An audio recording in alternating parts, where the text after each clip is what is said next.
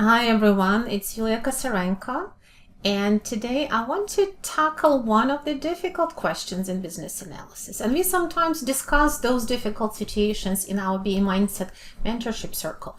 What do you do if you encounter a conflict, if you have a difference in opinion, or you have to challenge a requirement? Now, you do have to challenge requirements as business analysts. You're not just a note taker. Your job is not just to scribe and write down what your stakeholders tell you. Sometimes a stakeholder will ask for something that is unreasonable, unrealistic, or even violates certain legislation and regulations. With experience, you have to learn to recognize it and tackle it, because if you don't challenge a business requirement of questionable value, who is going to do it? And if nobody is going to do it, is it going to get implemented in the end? It may cause issues. It may cause financial loss. It may end up in a lot of rework and, of course, money and resources wasted. So challenging requirements definitely is the role of anyone who sees that this is a problem, but more often we will see that it's a business analyst who has to tackle it, either because they see it more clearly or because others maybe aren't willing to speak up. You always should be ready to speak up, of course, in a diplomatic way, and you have to provide justification and background. So let's talk a little bit today about how to do this professionally. How do you challenge requirements professionally?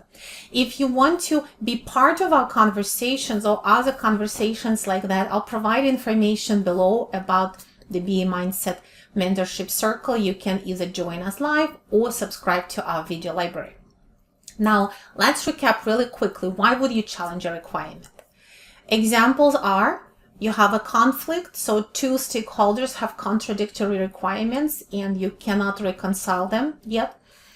The requirement may not be feasible, that the customer is asking for something that is completely unrealistic or is going to be prohibitively expensive. The requirement does not make sense. There is some logical contradiction there, or maybe it violates some policies or rules. The requirement is suboptimal, or it's a solution disguised as a requirement. And we know how this happens, where our customers have their own preconceived ideas about how this should work, how this should be implemented, what is the best way. And they propose this as a requirement, but it truly is a solution. And we may need to bring it up that there are better solutions, there are other solutions, or there are other ways to achieve their goal that may be better in terms of performance or quality of the final product. Some requirements are just low value or low in priority. Maybe someone is putting in some frills before you get fundamentals done, or adding too many nice to have requirements while you're still working on your minimum viable product. So sometimes it's about reprioritizing or modifying what's true business value of requirement. So there's many reasons why you need to challenge it, but you do. Okay, you do have to do it. Now let's look really quickly on the process. What are the main steps for challenging a requirement? So you're going to start with analysis. This is crucial, right? You have to analyze the situation. You have to collect the data, maybe look at analytics. You have to talk to different people. You may need to investigate and look at artifacts and look at those policies, procedures, and regulations. So that background analysis needs to be done by you business analysts. This is one of the most important things you can do as a business analyst, to analyze in case of difficulties, conflicts, or contradictions. So collect that information, understand different perspectives, bring in the data, examples, artifacts, maybe do some job shadowing.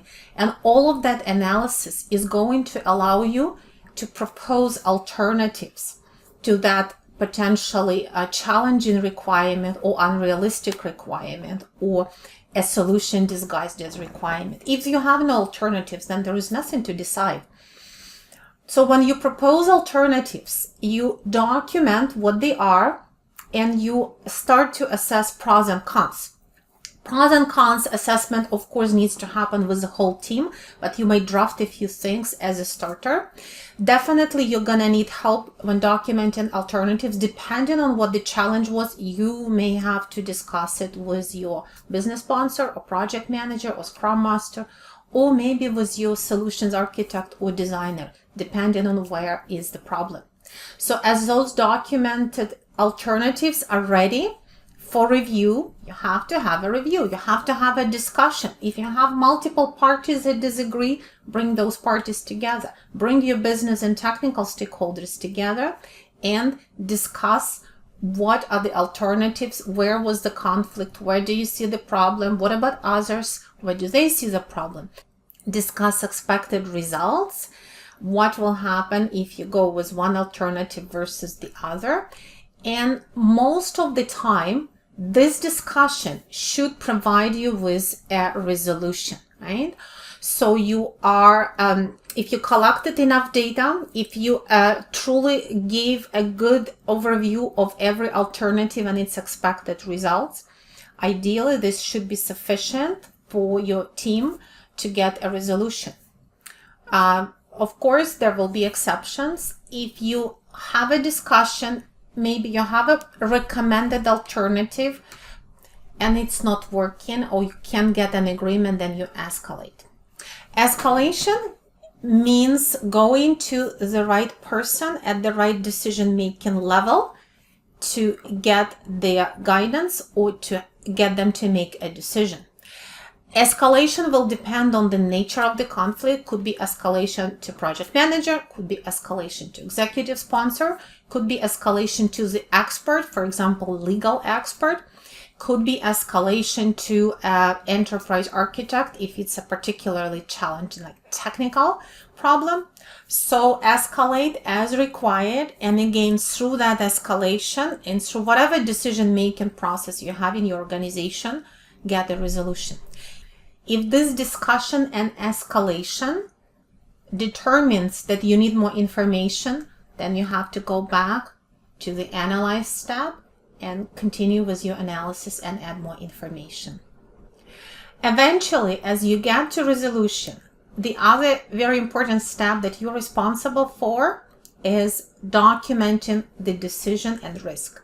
Now, of course, project managers often document larger project decisions and risks in their RAID logs. However, when it comes to requirements, specific challenges, requirements, conflicts, and so on, often it's more appropriate for a business analyst to capture it. You've done the analysis, you understand the essence of it, and you add it to the project RAID log if it's a significant enough decision. Documenting is very important because later on you may need audit trail, you may need to go back and explain, or when a new person comes in and questions the same requirement, maybe a new executive sponsor comes on board, you don't have to kind of go through the whole story again. You can give them the documented logic and behind this decision, okay? So with this in mind, let's now take a quick example, because of course examples are a little bit easier.